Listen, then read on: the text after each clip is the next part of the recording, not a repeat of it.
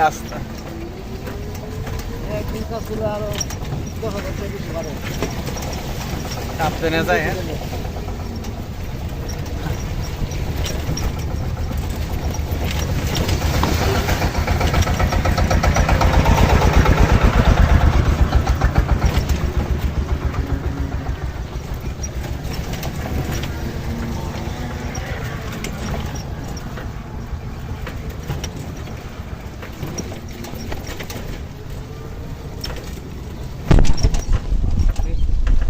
বড় বড় পুকুর নাকি রাস্তার মধ্যে?